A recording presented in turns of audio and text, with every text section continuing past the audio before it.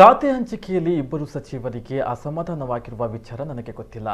ಬೇಸರಗೊಂಡ ಸಚಿವರನ್ನ ಸಿಎಂ ಕರೆದು ಮಾತನಾಡ್ತಾರೆ.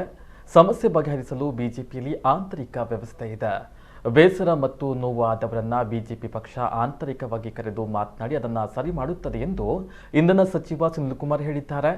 ಉಡುಪಿಯಲ್ಲಿ ಮಾಧ್ಯಮಗಳೊಂದಿಗೆ ಮಾತನಾಡಿದ ಅವರು, ದೇಶದಾದ್ಯಂತ ನಾಳೆ ವಿದ್ಯುತ್ ನೌಕರರ ಮುಷ್ಕರ ಮಾಡುವ ಹಿನ್ನೆಲೆಯಲ್ಲಿ ಕೆಪಿಟಿಸಿಎಲ್ ಕಾರ್ಮಿಕ ಸಂಘಟನೆಗಳು ನನ್ನನ್ನು ಭೇಟಿ ಮಾಡಿ ಚರ್ಚೆಯನ್ನು ನಡೆಸಿವೆ. ಇಲಾಖೆಯ ಖಾಸಗೀಕರಣದ ವಿರುದ್ಧ ಪ್ರತಿಭಟನೆಯನ್ನ ಮಾಡ್ತಾ ಇದ್ದಾರೆ. ಶುಕ್ರವಾರ ಅಥವಾ ಶನಿವಾರ ನಾನು ಇಲಾಖೆಯ ಅಧಿಕಾರವನ್ನು ವಹಿಸಿಕೊಳ್ಳಲಿದ್ದೇನೆ. ನಮ್ಮ ರಾಜ್ಯ ಮತ್ತು ಇಲಾಖೆಯ ಹಿತಾಸಕ್ತಿಯನ್ನು ನಾವು ಕಾಪಾಡುತ್ತೇವೆ.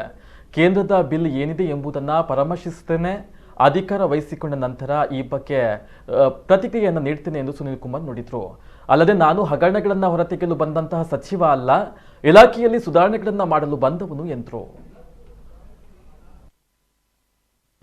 ಈಗಾಗಲೇ ಮುಖ್ಯಮಂತ್ರಿಗಳು ಸ್ಪಷ್ಟ ಮಾಡಿದ್ದಾರೆ, ಯಾರಿಗೆ ಈ ರೀತಿ ಬೇಸರಗಳಾಗಿದೆ ಅದನ್ನು ಕರೆದು ನಾನು ಸರಿ ಮಾಡ್ತೀನಿ ಅಂತ ಹೇಳಿದ್ದಾರೆ.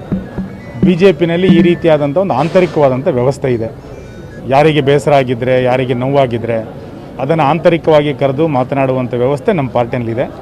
ಆ ರೀತಿಯ ಶಾಸಕರಿಗೆ ಅಥವಾ ಸಚಿವರಿಗೆ ಇನ್ಯಾರಿಗೂ ಆ ರೀತಿ ಮನಸ್ಸಿಗೆ ಏನಾದ್ರು ಬೇಸರ ಇದ್ದರೆ ನಮ್ಮ ವ್ಯವಸ್ಥೆಯಲ್ಲಿ ನಾವು ಅದನ್ನು ಸರಿ ಮಾಡ್ಕೊಳ್ತೇವೆ.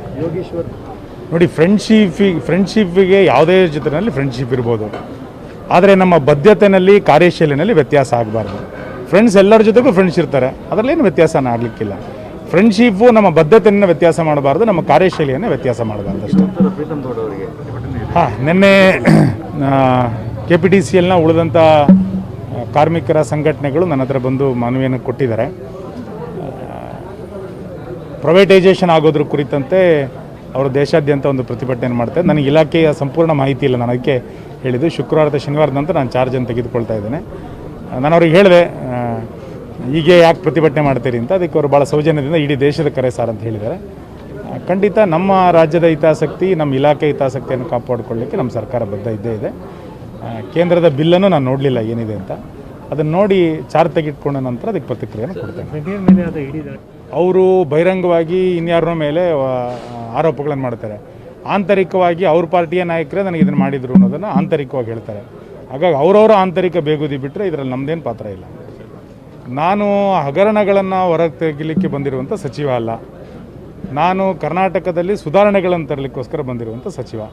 ಹಾಗಾಗಿ ಈ ಇಲಾಖೆಯಲ್ಲಿ ಕರ್ನಾಟಕದಲ್ಲಿ ಏನೇನು ಸುಧಾರಣೆಗಳನ್ನು ಮಾಡಲಿಕ್ಕೆ ಸಾಧ್ಯ ಇದೆಯೋ ಆ ಸುಧಾರಣೆಗಳನ್ನು ಇರುವಂಥ ಸೀಮಿತವಾದಂಥ ಅವಧಿನಲ್ಲಿ ಮಾಡೋದಕ್ಕೆ ಪ್ರಯತ್ನ ಮಾಡ್ತೀನಿ. ನನಗೇನು ಗೊತ್ತಿಲ್ಲ, ಇಲಾಖೆಯನ್ನು ನಾನು ಚಾರ್ಜ್ ತೊಗೊಂಡಿಲ್ಲ.